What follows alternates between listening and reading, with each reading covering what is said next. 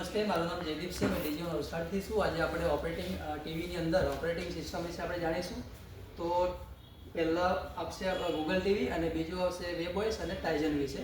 તો સોનીની અંદર આપણે પહેલે જોશું તો આપણે સોનીની અંદર આવશે ગૂગલ ટીવી અને તમે એન્ડ્રોઇડ વિથ બી કહી શકો. તો એનું ઓપરેટિંગ સિસ્ટમ તમારું એન્ડ્રોઇડ થઈ ગયું.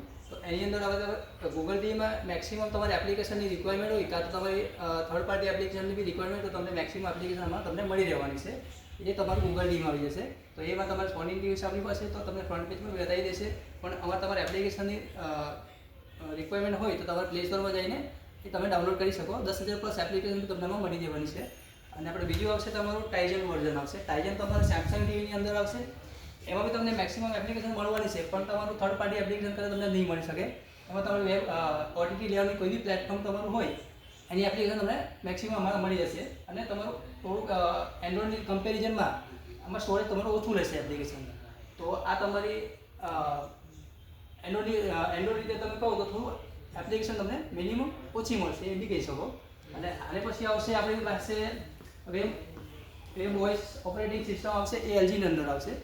તો એલજીની અંદર તમારું સેમ આ રીતની પોઝિશન આવશે.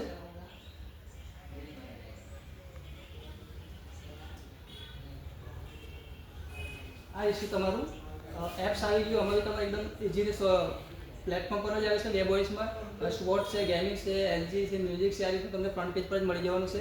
એક બીજી અલગથી ફેસિલિટી તમને વેબવોઇસ અને ટાઇઝનમાં મળશે કે તમે ડાયરેક્ટલી તમારે કાસ્ટિંગ કરવું હોય વિધાઉટ નેટ વગર તો એમાં ડાયરેક્ટલી તમે કાસ્ટિંગ બી કરી શકો વિધાઉટ નેટ વગર. ત્યારે તમારે ગૂગલ ટીવીની અંદર તમારે કાસ્ટિંગ કરવું હશે તો નેટની રિક્વાયરમેન્ટ પડશે તમને.